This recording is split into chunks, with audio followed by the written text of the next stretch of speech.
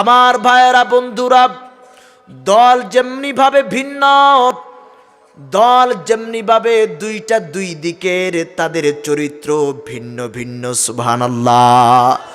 জান্নাতি মানুষের চরিত্র একরকম, জাহান্নামী মানুষের চরিত্র আরেক রকম। জান্নাতি মানুষের আমল একরকম, জাহান্নামী মানুষের আমল আরেক রকম। সুবহানাল্লাহ।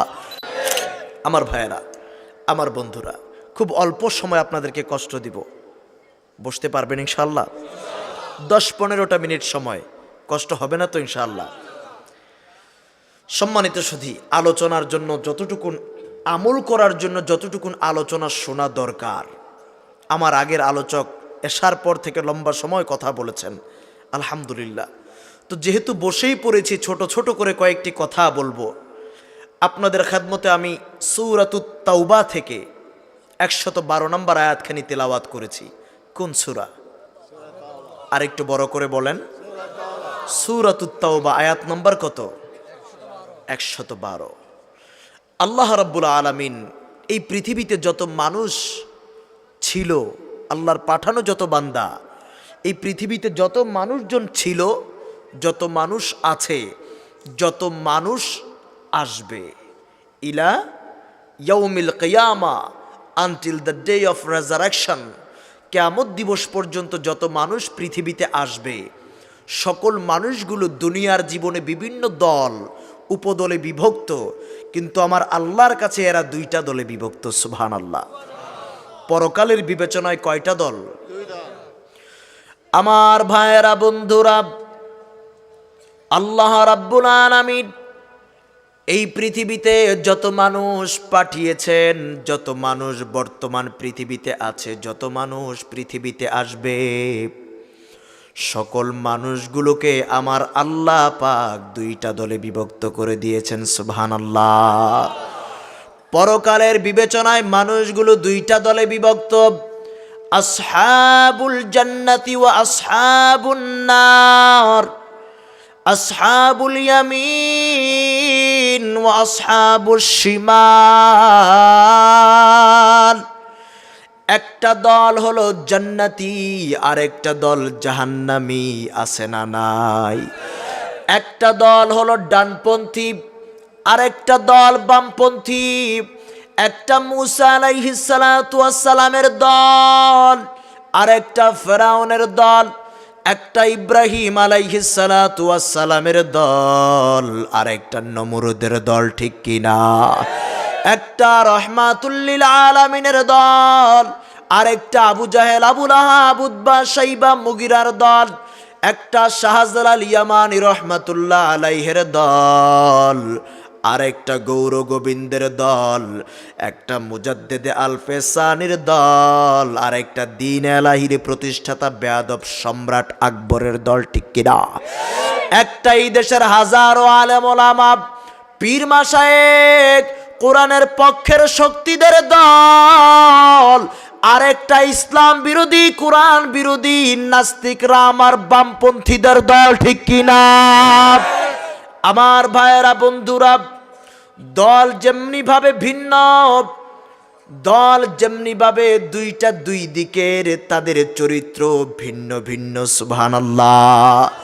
জান্নাতি মানুষের চরিত্র একরকম, জাহান্নামী মানুষের চরিত্র আরেক রকম। জান্নাতি মানুষের আমল একরকম, জাহান্নামী মানুষের আমল আরেক রকম। সুবহানাল্লাহ। আমার ভাইয়েরা বন্ধুরা, আল্লাহ রাব্বুল আলামিন যারা জান্নাতি হয়ে যাবে, জান্নাতি মানুষদের জন্য আমার আল্লাহ সূরাতুত তাওবার 112 নম্বর আয়াতে আমার আল্লাহ একটা রোড ম্যাপ তুলে ধরেছেন। আল্লাহ পাক জান্নাতে যাওয়ার উপযুক্ত মানুষগুলোর কিছু কোয়ালিটি বর্ণনা করেছেন, কিছু ক্যারেক্টারিস্টিক্স বর্ণনা করেছেন, কিছু বৈশিষ্ট্য তুলে ধরেছেন। সুবহানাল্লাহ। আমার ভাইয়েরা বন্ধুরা, তারও আগে আল্লাহ রাব্বুল আলামিন সূরাতুত তাওবার 111 নম্বর আয়াতে আল্লাহ তাআলা এই জান্নাতি মানুষের 12 নম্বর আয়াতে যেই বৈশিষ্ট্যগুলো বর্ণনা করেছেন, একটি আয়াত আগে আল্লাহ পাক তাদের সাথে একটু বেচা কিনা করেছেন, সুবহানাল্লাহ। বেচা কিনা, ক্রয় বিক্রয় সম্পন্ন হওয়ার জন্য মৌলিকভাবে 5টি বিষয় মনে রাখা দরকার। কয়টি বিষয়? আপনি আমি যদি কোনো ক্রয় বিক্রয় করতে চাই, বেচা কিনা করতে চাই, মৌলিকভাবে আমার কয়টা বিষয় মাথায় রাখা লাগবে? 5টি। প্রথমত হলো ক্রেতা লাগবে। কি লাগবে? ক্রেতা।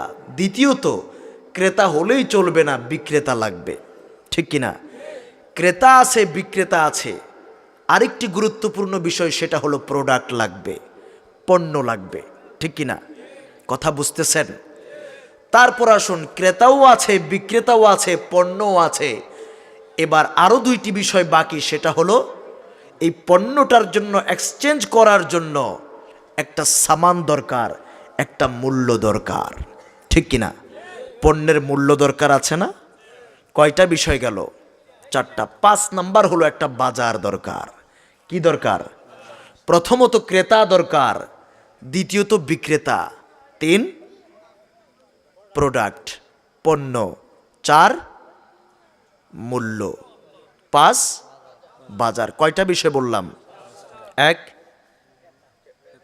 ক্রেতা, 2 3 4 মূল্য, 5 বাজার। মাশাআল্লাহ, আল্লাহ আপনার এই বান্দাকে নেক হায়াত দারাজ করেন বলে আমিন। মুরব্বী মানুষ সাথে সাথে বলতেছে মাশাআল্লাহ। আল্লাহ তাআলা বলেন, ইন্নাল্লাহা আশতারা, আল্লাহ পাক কিনে নিয়েছেন মিনাল মুমিনিনা, ইমানদারদের কাছ থেকে। সুবহানাল্লাহ বলেন। এই আয়াতে এই কেনা বিচার মধ্যে ক্রেতাকে, বিক্রেতাকে, ইমানদার। সুবহানাল্লাহ বলেন। এবার আসুন, আল্লাহ তাআলা কি কিনলেন? আনফুসাহুম ওয়া আমওয়ালাহুম। আল্লাহ পাক 2টা প্রোডাক্ট কিনলেন, জানও কিনলেন, মালও কিনলেন। সুবহানাল্লাহ। এবার আসুন, বিনিময় কি দিলেন? আল্লাহ রাব্বুল আলামিন বলছেন, বিআন্না লাহুমুল জান্নাহ। আল্লাহ বলেন, গোলাম, আমি ইমানদারের সাথে যেই লেনদেনটা করলাম, কেনা বেচা করলাম, এই প্রোডাক্ট কিনলাম, জান মাল বিনিময় হিসেবে দিয়ে দিলাম আমার জান্নাত। সুবহানাল্লাহ। আর বাজার হলো, আল্লাহ রাব্বুল আলামিন বলেন, ইউকাতিলুনা ফি সাবিলিল্লাহ।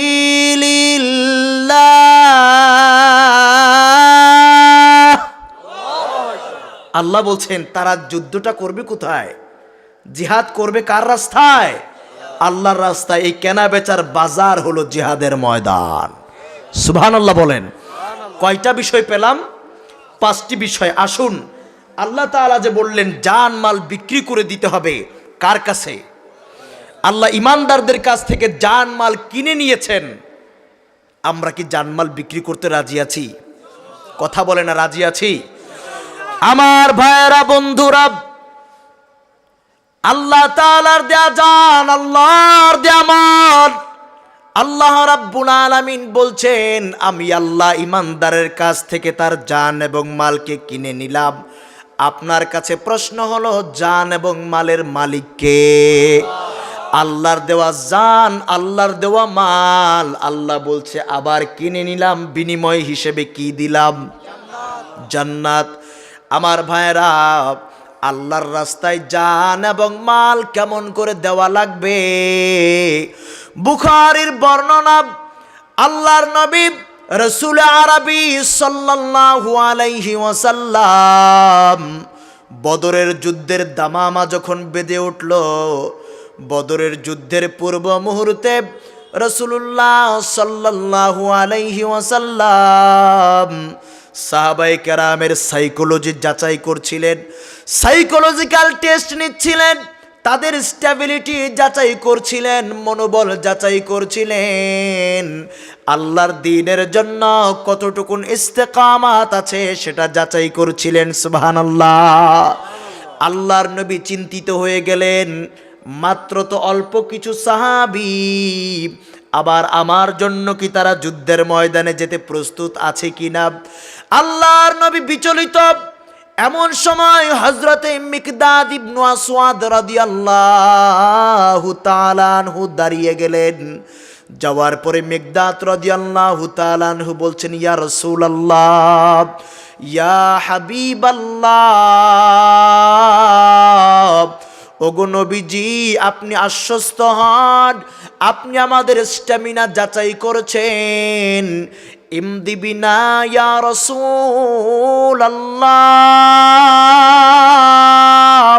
হাইসুমা তাশা। ইয়া রাসূলুল্লাহ, আপনি আশ্বস্ত হন, আপনি ভরসা রাখুন, আপনার যেদিকে দু চোখ যায় আপনি আমাদেরকে নিয়ে চলুন। সুবহানাল্লাহ। ইয়া রাসূলুল্লাহ, আপনি আশ্বস্ত হন, ইন্না লা নাকুলু লাকা কামা ক্বালা বানু ইসরাঈল, ইন্না লা নাকুলু লাকা কামা ক্বালা বানু ইসরাঈল লিমূসা।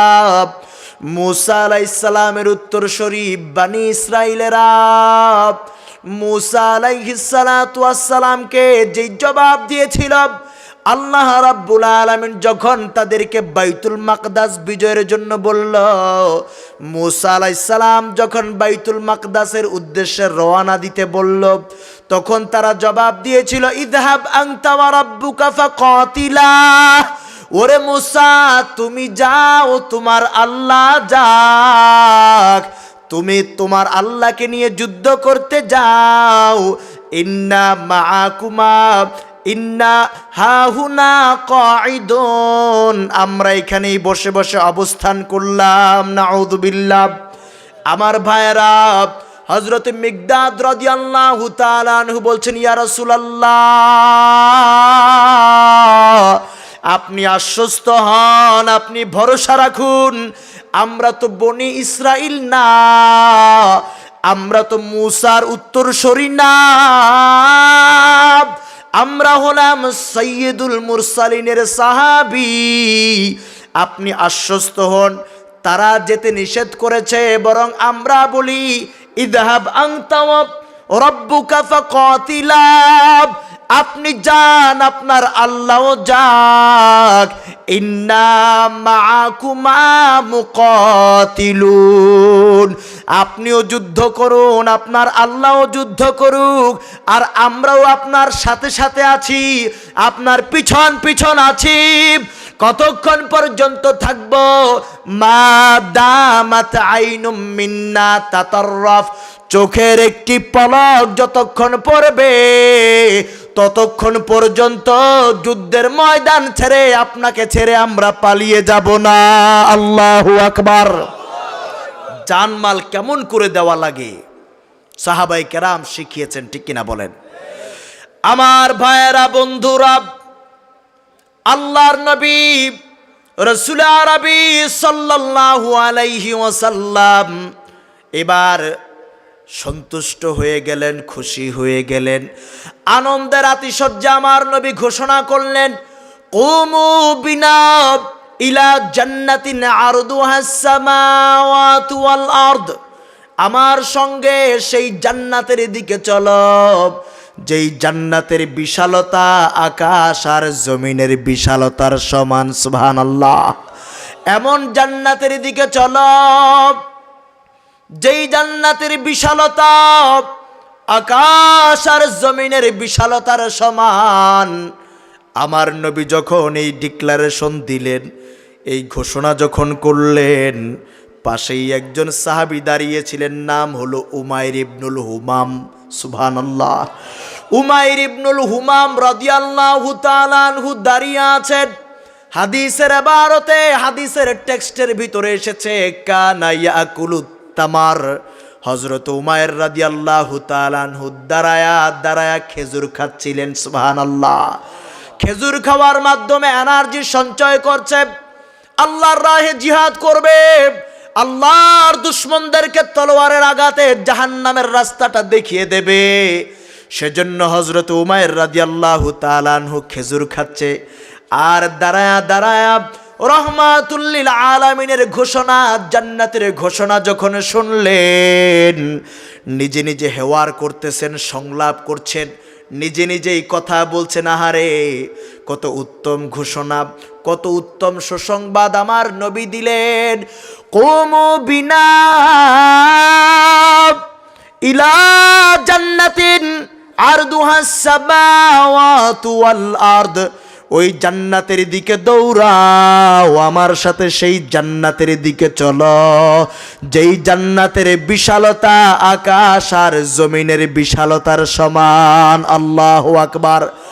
হযরত উমাইর রাদিয়াল্লাহু তাআলা আনহু এই কথাগুলো শোনার পরে নিজে নিজে হেওয়ার করছেন, সংলাপ করছেন, কত উত্তম কথা আমার নবী বললেন। এমন জান্নাতের ব্যবস্থা যেই জান্নাতের বিশালতা দুনিয়ার মতো নয়, বরং আকাশ আর জমিনের বিশালতার সমান। সুবহানাল্লাহ। এই কথা মনে করে করে হযরত উমাইর ইবনুল হুমাম রাদিয়াল্লাহু তাআলা আনহু নিজে নিজে কথা বলছেন। পাশে দাঁড়ানো ছিলেন আরেকজন সাহাবী। ওই সাহাবীটা তার এই মনে মনে কথাগুলো, নিজে নিজের কথাগুলো, সংলাপগুলো শুনে নিলেন। এই সংলাপ শুনছেন। এবার উমাইর রাদিয়াল্লাহু তাআলা আনহু বলছেন, ওয়াল্লাহি লাউ কুনতু হাইয়া হাত্তা আকুলাহুন্না ইন্নাহা লাহায়াতুন তাবিলা। হযরত উমাইর রাদিয়াল্লাহু তাআলা আনহু বলছেন, আল্লাহর কসম করে বলি, আল্লাহর কসম, ওয়াল্লাহি লাউ কুনতু হাইয়া হাত্তা আকুলাহুন্না ইন্নাহা লাহায়াতুন তাবিলা। আমার হাতে যেই কয়টা খেজুর আছে, এই খেজুরগুলো যদি খেতে খেতে আমি শেষ পর্যন্ত, শেষ খেজুরটা পর্যন্ত খাই, আমার হায়াতটা লম্বা হয়ে যাবে, আমার জান্নাতের বাজারে যেতে দেরি হয়ে যাবে, জিহাদের ময়দানে যাওয়ার মাধ্যমে জান্নাত ক্রয় করতে দেরি হয়ে যাবে, আমার বড্ড দেরি হয়ে যাবে। খেজুর খাবো তো খাবোই, আমার আল্লাহর জান্নাতি খেজুর খাবো। সুবহানাল্লাহ। এই কথা বলে বলে ফারমা বিহিন্না উমাইর, হযরত উমাইর রাদিয়াল্লাহু তাআলা আনহু হাতে রাখা খেজুরগুলো নিক্ষেপ করে দিলেন। আল্লাহু আকবার। খেজুর যদি শেষ পর্যন্ত খেতে যায় আমার দেরি হয়ে যাবে, সেজন্য হাতের খেজুরগুলো ফেলে দিয়ে আমার নবীর অর্ডার অনুযায়ী জিহাদের ময়দানে ঝাঁপিয়ে পড়লেন। জানমাল দেওয়ার জন্য, জানমাল বিক্রির বাজার, আল্লাহর রাস্তা, জিহাদের ময়দানে ঝাঁপিয়ে পড়লেন। সুবহানাল্লাহ। অসংখ্য কাফের মুশরিক আমার আল্লাহর দুশমনদেরকে তলোয়ারের আঘাতে দুনিয়া থেকে বিদায় করে দেওয়ার মাধ্যমে হযরত উমাইর ইবনুল হুমাম রাদিয়াল্লাহু তাআলা আনহু শাহাদাতের অমীয় সুধা পান করে আল্লাহর জান্নাতে চলে গেলেন। সুবহানাল্লাহ। লাশগুলো পড়ে আছে বদরের প্রান্তরে, লাশগুলো পড়ে আছে। এমন সময় আল্লাহর নবীর সাহাবায়ে কেরাম একজন একজন করে শহীদ সাহাবীদেরকে পরিচয় করিয়ে দিচ্ছেন। শহীদ সাহাবীদেরকে পরিচয় করিয়ে দিলেন, তাদের ব্যাপারে কথা বলছেন। এমন সময় হযরত উমাইর রাদিয়াল্লাহু তাআলা আনহুর লাশটার সামনে আসার পরে আল্লাহর নবীজি তাকিয়ে আছেন আর বলছেন, উমাইর, হাতের সব কয়টা খেজুর খেতে পারো নাই আমার আল্লাহর জান্নাতি খেজুর খাওয়ার জন্য। ইন্নাকা মিন আহলিহা ইয়া উমাইর, ওরে উমাইর, তুমি তো সেই আল্লাহর জান্নাতের অধিবাসী হয়ে গেছ।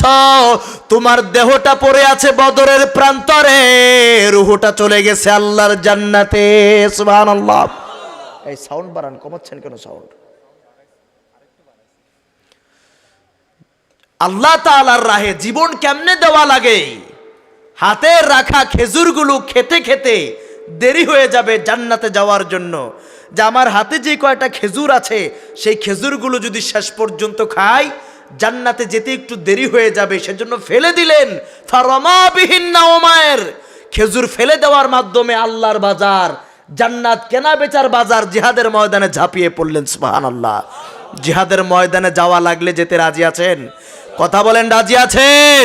আমার এই অলিপুর থেকেও যদি আল্লাহর কোরআনের জন্য, রাসূলের মহব্বতে, ইসলামের জন্য যদি বুকের তাজা রক্ত দেওয়ার জন্য জিহাদের বাজারে ডাকা হয়, কারা কারা রক্ত দিতে প্রস্তুত? দুইটা হাত তুলে আল্লাহকে দেখাও।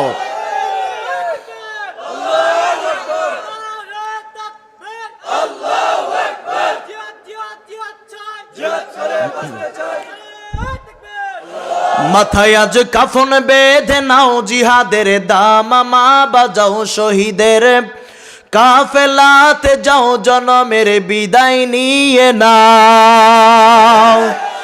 উহুদের খুন ঝরানো রঙে আজ জীবনটা রাঙাও, উহুদের খুন ঝরানো রঙে আজ জীবনটা রাঙাও। মাথায় আজ কাফন বেঁধে নাও, জিহাদের দামামা বাজাও শহীদের, কাফেলাতে যাও জনমের বিদায় নিয়ে নাও। ঠিক কিনা? হয়তো তোমার দেহ খুঁজে পাবে না কো কেউ, বুকের তাজা রক্ত স্রোতে উঠবে তুমুল ঢেউ। হয়তো তোমার দেহ খুঁজে পাবে না কো কেউ, বুকের তাজা রক্ত স্রোতে উঠবে তুমুল ঢেউ। ওরে বুলেটের চির আঘাতে এ দেহ হবে ক্ষত বিক্ষত, তবু তুই চল চল যুদ্ধেরই ময়দান। মাথায় আজ কাফন বেঁধে নাও, জিহাদের দামামা বাজাও শহীদের, কাফেলাতে যাও জনমের বিদায় নিয়ে নাও। উহুদের খুন ঝরানো রঙে আজ জীবনটা রাঙাও, উহুদের খুন ঝরানো রঙে আজ জীবনটা রাঙাও। আল্লাহ কবুল করুন, বলি আমিন। জিহাদের ময়দানে যদি আল্লাহর দ্বীনের জন্য কখনো ডাক আসে, যাওয়া লাগবে। ঠিক কিনা? সাউন্ডটা একটু ফ্লেক্সিবল করে দেন, টানতেছে, কষ্ট হচ্ছে। রিভাইভ দিয়ে দেন, কষ্ট হচ্ছে আপনাদের। আর 10টা মিনিট আমার ভাইরা, আমার বন্ধুরা। আল্লাহ তাআলা জান এবং মাল কিনে নিয়েছেন ইমানদারদের কাছ থেকে। দুনিয়ার জীবনে যখন আমরা কোনো কিছু কিনতে যাই, ক্রয় করতে যাই, টাকা দিয়ে কিনি, মূল্য দিয়ে কিনি, যে কোনো জিনিস আমরা কিনি না ভালোটা দেখে কিনি। ঠিক কিনা? আল্লাহ তাআলাও আমার আপনার কাছ থেকে জান কিনবেন, মাল কিনবেন, সবারটা কিনবেন না। সুদখোরেরটা নিবে না, ঘুষখোরেরটা নিবে না, বেনামাজিরটা নিবে না। আল্লাহ কাদেরটা নিবেন? 9 শ্রেণীর মানুষের কথা এখানে আল্লাহ তুলে ধরেছেন। সুবহানাল্লাহ। কয় শ্রেণীর মানুষ? 9টি কোয়ালিটি যাদের ভিতরে থাকবে আল্লাহ তাদের জানমাল কিনে নেবেন। সুবহানাল্লাহ বলেন। আর তারাই জান্নাতি হিসেবে পরিগণিত হয়ে যাবে। কয় শ্রেণীর মানুষ? আমি কি একটি একটি করে ছোট ছোট করে বলবো, যতদূর যাওয়া যায় ইনশাআল্লাহ। আমার ভাইয়েরা, বন্ধুরা, আল্লাহ রাব্বুল আলামিন যাদের জন্য জান্নাতের গ্যারান্টি দিলেন, জান্নাতের সুসংবাদ দান করলেন, তাদের মধ্যে প্রথম শ্রেণীর মানুষ হলো আত্তাইবুন। আল্লাহ রাব্বুল আলামিন বলেন, আত্তাইবুন আল আবিদুন আল হামিদুন।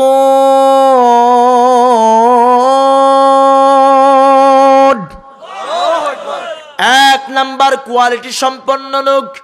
জান্নাতে যাওয়ার প্রথম কোয়ালিটি হলো আল্লাহ তাআলা বলেছেন আত্তাইবুন। যাদের কাছে আল্লাহ জান্নাত বিক্রি করে দিলেন, তাদের প্রথম গুণ হলো তারা হলো তাওবাকারী। সুবহানাল্লাহ। যারা গুনাহ করার পরে গুনার উপর জোর করে বসে থাকে না, গুনাহ হওয়ার সাথে সাথে তওবা করে, গুনার উপর জোর করে থমকে থাকে না, তওবার দরকার আছে না নাই? আল্লাহ রাব্বুল আলামিন সূরাতুত তাহরীমের 8 নম্বর আয়াতে আমার আল্লাহ জানিয়ে দিয়েছেন, আল্লাহ পাক বলছেন, ইয়া আইয়ুহাল্লাযীনা আমানু তুবু তুবু ইলাল্লাহি তাওবাতান নাসুহা। হে ঈমানদাররা, তোমরা ইমান এনেছো, তোমরা ইমান এনেছো, তোমরা তওবা করো, তোমরা তওবা করো ইলাল্লাহি তাওবাতান নাসুহা। হে ঈমানদাররা, তোমরা ইমান এনেছো, তোমরা তওবা করো, তোমরা তওবা করো ইলাল্লাহি তাওবাতান নাসুহা।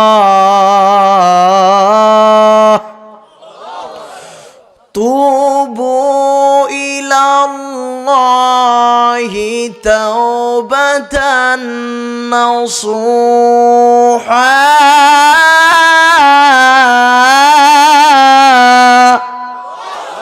আল্লাহ রাব্বুল আলামিন ইমানদারদেরকে অ্যাড্রেস করছেন, ইমানদারদেরকে মেনশন করছেন, ইমানদারদেরকে ডেকে ডেকে বলছেন ইয়া আইয়ুহাল্লাযীনা আমানু,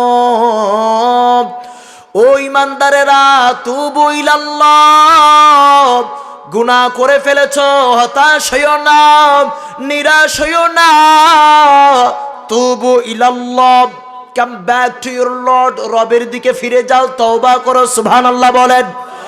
কেমন করে তওবা করবা?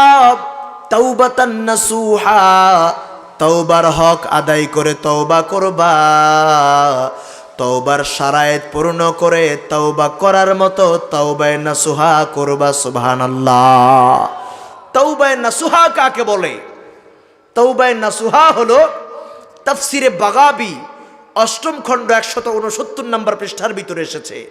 তাফসিরে বাগাবি ৮ম খণ্ড ১৬৯ নম্বর পৃষ্ঠা। মুফাসসির রহমাতুল্লাহ আলাইহি বলেছেন তাওবায়ে নাসুহা হলো আইয়াতুবা সুম্মা লা ইয়াউদা ইলা যামব, অর্থাৎ তওবা করার পরে, গুনাহটা ছেড়ে তওবা করার পরে দ্বিতীয়বার আর এই গুনার দিকে না যাওয়া। সুবহানাল্লাহ বলেন। অর্থাৎ গুনাহ ছেড়ে দিয়েছেন, তওবা করেছেন, দ্বিতীয়বার আর এই গুনার দিকে যাওয়া যাবে না। আমাদের আমল নামায় গুনাহ আছে না নাই? কথা বলেন, আছে না নাই? এই গুনাহ নিয়ে থাকা যাবে? আমার ভাইরা বন্ধুরা, আল্লাহর পাপিষ্ঠ বান্দা বান্দি তওবা করা ছাড়া কবরে গেলে আল্লাহর পাপিষ্ঠ বান্দাকে, লাশটাকে জমিনে রাখার সঙ্গে সঙ্গে জমিনকে বলা হয় ইলতাইমি, চাপ দিয়ে ধরো, কনস্ট্রিক্ট হিম। আল্লাহর এই বান্দাকে বলা হয় চাপ দিয়ে ধরার জন্য। কবরের মাটিটা এমন ভাবে চাপ দিয়ে ধরে, তার হাড় হাড্ডিগুলো ফাতালতাইমু আলাইহি ফাতাখতালিফু আদলাউ, ডান পাজরের হাড় হাড্ডিগুলো ভেঙে টুকরা টুকরা হয়ে বাম পাজরে, বাম পাজরের হাড় হাড্ডিগুলো ভেঙে টুকরা টুকরা হয়ে ডান পাজরে ঢুকে যায়। ঠিক কিনা? ইলতাইমি, চাপ দিয়ে ধরো, এমন ভাবে চাপ দেয় সেখানে বাঁচার সুযোগ আছে? বাঁচতে পারবো? আজকে যারা মিনিস্ট্রিতে বসে বসে ইসলামের বিরুদ্ধে কথা বলে, রাষ্ট্র ধর্ম ইসলাম বাতিলের ব্যাপারে কথা বলে, বিসমিল্লাহ বাতিলের ব্যাপারে কথা বলে, তাদের সেদিন খবর আছে না নাই? দুনিয়ার জীবনে লাঞ্ছনাযন্ত্র চলে, প্রশাসন চলে, আল্লাহর বিরুদ্ধে কথা চলে, কিন্তু কবরের মাটি যখন চাপ দিয়ে ধরবে উপায় থাকবে না। ঠিক কিনা? সেদিন বোঝা যাবে কত ধানে কত চাল। ঠিক কিনা বলেন? আমার ভাইয়েরা বন্ধুরা, আল্লাহর পাপিষ্ঠ বান্দা বান্দি তওবা করা ছাড়া কবরে গেলে উপায় থাকবে না। তওবা করার দরকার আছে না নাই? আমার ভাইরা, মানুষজন গুনাহ করে হতাশ হয়ে যায়, তওবা করে না দুইটা কারণে, গুনাহ করে দুই কারণে। প্রথমত আল্লাহর বান্দা গুনাহ করে দুইটি কারণ। প্রথম কারণ, সে মনে করে আমি যে গুনাহ করতেছি, আমার গুনাহগুলো তো কেউ দেখে না, কিন্তু কেউ যেটা দেখে না সেটা দেখে কে? আর দ্বিতীয় কারণ হলো, সে মনে করে গুনাহ করি তো কি হয়েছে, তওবার দরজা তো খোলাই আছে, তওবা করা যাবে, এটা শয়তানের ধোঁকা। ঠিক কিনা? আপনি যে তওবা করতে পারবেন, এই গ্যারান্টি, এই ওয়ারেন্টি, এই অথরিটি আপনাকে কে দিল? না। আপনি এখন তওবা না করে মৃত্যুর আগে তওবা করতে পারবেন, এই সুযোগ কি আছে? এই নিশ্চয়তা আছে? গত 2 দিন আগে দেখলাম, সম্ভবত নোয়াখালীতে ছোট্ট বাচ্চাটা পানিতে ডুবে মারা গেছে। এই খবর শুনে বাবা চলে আসতেছে, মোটর সাইকেলে করে আসার পথে রাস্তায় আবার বাবার রোড অ্যাক্সিডেন্টে শেষ। দেখেন নাই? যুবক ভাইরা হয়তো দেখেছে। বহু ঘটনা এমন আছে, বোনের বিয়ের ফুল আনতে গেছে ভাই, যে গেট দিয়ে বোনকে বরযাত্রীর হাতে তুলে দিবে, সেই গেট দিয়ে ভাইয়ের লাশটা বের হয়েছে। ঠিক কিনা? তো আপনি কেমন করে নিশ্চিত হলেন যে তওবা করা পর্যন্ত আপনি বাঁচবেন? তওবা করার দরকার আছে না নাই? আর একটু বড় করে বলেন না, আছে না নাই? আমার ভাইরা, প্রথম 2টি কারণে মানুষ গুনাহ করে। প্রথম কারণ, সে মনে করে আমি গুনাহ করি, সেটা কেউ দেখে না। গভীর সমুদ্রের তলদেশেও যদি গুনাহ করে, সেখানেও আমার আল্লাহ আছে না নাই? আবার মহাকাশ যানে করে যদি কিউরিসিটিতে করে মঙ্গলে চলে যায়, সেখানেও যদি গুনাহ করে আমার আল্লাহর দৃষ্টি আছে না নাই? আমার ভাইরা, মানুষগুলো আবার তওবা করে না, গুনাহ করে না, মনে করে তওবা তো করতেই পারবো। এটা শয়তানের অনেক বড় ধোঁকা। আজকে আপনাকে দিয়ে গুনাহ করাতে করাতে কলিজাটা একেবারে কালো করে ফেলবে। তখন কোনটা হক, কোনটা বাতিল, কোনটা আলো, কোনটা কালো বোঝার ক্ষমতা থাকে না, ঠিক কি না? আর এই মানুষগুলো গুনাহ করার পরে তওবা করে না দুইটা কারণে। কয়টা কারণ? এক নাম্বার কারণ, সে মনে করে আমার মতো গুনাহগার, আমার মতো পাপিষ্ঠ, আমার আমল নামায় এমন কোনো গুনাহ নাই যেটা আমি করি নাই। আমার মতো পাপিষ্ঠকে কি আমার আল্লাহ মাফ করবে? বান্দা হতাশ হয়ে যায়, কিন্তু মাফ যিনি করবেন তিনি কে?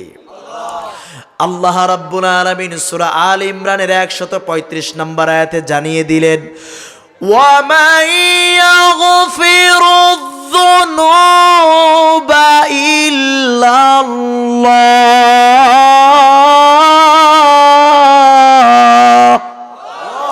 আল্লাহ বলছেন, গোলাম, আমি আল্লাহ ছাড়া তোর গুনাহ মাফ করার মতো অথরিটি, অথেন্টিসিটি আর কারো নাই। সুবহানাল্লাহ বলেন। অতএব আমাদের গুনাহগুলো মাফ করবে কে? আমার ভাইয়েরা, বান্দা তওবা করে না, প্রথম কারণ সে হতাশ হয়ে যায়, নিরাশ হয়ে যায়। নিজের গুনার দিকে তাকিয়ে বান্দা তওবা করার মতো মানসিকতা তার থাকে না। আর দ্বিতীয় কারণ হলো, আমার আল্লাহ যে কত বড় দয়ালু, আমার আল্লাহ যে কত মহান, সেটা বান্দা ভুলে যায়, ঠিক কি না? দুনিয়ার জেল হাজতে যদি কারো নামে মামলা হয়, থানার মধ্যে, থানায় যদি মামলা হয়, মামলাটা থেকে যদি আপনি পুরোপুরিভাবে বেকসুর খালাসও পেয়ে যান, তবুও যদি 100 বছর পরেও যদি ডায়েরিটা চেক করা হয়, রেকর্ড চেক করা হলে আপনার আসামির খাতার মধ্যে আপনার নামটা আছে না নাই? যদিও আপনি মুক্তি পেয়ে গেলেন, কিন্তু রেকর্ডে আপনার নামটা এখনো আছে না নাই? কিন্তু আমার আল্লাহ এমন আল্লাহ, বান্দা গুনাহ করার পরে তওবা করার মতো যদি তওবা করতে পারে, আল্লাহ রাব্বুল আলামিন গুনাহগুলো মাফ তো শুধু করেনি না, গুনার ফাঁকা জায়গাগুলো আমার আল্লাহ নেকি দিয়ে ভরপুর করে দেন। সুবহানাল্লাহ। ইউবাদদিলুল্লাহু সাইয়্যাতিহিম হাসানাত। আল্লাহ গুনাহ মাফই করেন না, বরং গুনাহ মাফ করার পরে ওই গুনাহ মাফ হয়ে যে জায়গাগুলো ফাঁকা হয়ে গেছে, ওই জায়গাগুলোকে আল্লাহ নেকি দিয়ে ভরপুর করে দেন। সুবহানাল্লাহ বলেন। সে আল্লাহর কাছে তওবা করার দরকার আছে না নাই? আমার ভাইরা, 4টি শর্ত পূরণ করে তওবা করলে আল্লাহ সব গুনাহ মাফ করে দেন। কয়টি শর্ত? রিয়াদুস সালিহিন মিন কালামি সাইয়্যিদুল মুরসালিন, প্রথম খণ্ড, মিশরের ছাপা, 18 নম্বর পৃষ্ঠা। রিয়াদুস সালিহিন মিন কালামি সাইয়্যিদুল মুরসালিন, প্রথম খণ্ড, মিশরের ছাপা, 18 নম্বর পৃষ্ঠায় এসেছে, আল্লাহ রাব্বুল আলামিনের বান্দা যখন তওবা করবে, তার এই তওবার ভিতরে যদি 4টি শর্ত থাকে, 1 নাম্বার শর্ত হলো আইয়ুকলি আনিল মাসিয়া, গুনার কাজটা ছেড়ে দিতে হবে। যত মজাদার গুনাহ হোক, আকর্ষণীয় গুনাহ হোক, চিত্তাকর্ষক গুনাহ হোক, এই গুনাহটা যতই লাভজনক হোক, সুদের মধ্যে লাভ আছে না নাই? লাখে 30 কত রাখা যাবে না, ছাড়তে হবে। গুনাহটা যতই মজাদার হোক, কেউ লাখে 30 কইলাম, তারা জায়গা কেড়ে কমন পড়ছে নাকি?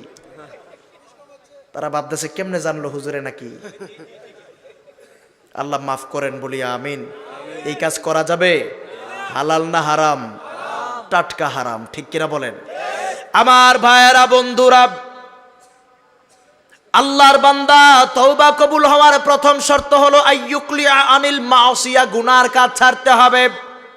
দ্বিতীয় শর্ত হলো আইয়ান্দামা আলা ফিআলিহা, গুনার কাজটা ছেড়ে দেওয়ার পর নাদামাত করা লাগবে, রিপেন্টেন্সি থাকা লাগবে, অনুশোচনা করা লাগবে, অনুতপ্ত হওয়া লাগবে, ঠিক কিনা? আর 3 নাম্বার শর্ত হলো আইয়া আজিমা আল্লাহ ইয়াউদা ইলাইহা আবাদা, গুনার কাজ ছেড়ে দেওয়ার পর দ্বিতীয়বার আর কোনো দিন গুনার দিকে যাওয়া যাবে না, ঠিক কি না? 4 নাম্বার শর্ত হলো বান্দার হক যদি নষ্ট করে থাকেন হকটা ফেরত দিয়ে দিতে হবে, হকটা পূরণ করে দিতে হবে, বান্দার কাছ থেকে ক্ষমা চেয়ে নিতে হবে, ঠিক কি না? এই 4টা কাজ যদি পূরণ হয়ে যায় আত্তাইবু মিনাজ যামবি কামাল্লা যামবালাহ, বান্দাটা এমন হয়ে যায় যেন সে জীবনে কোনো দিন গুনাহ করে নাই। আল্লাহু আকবার।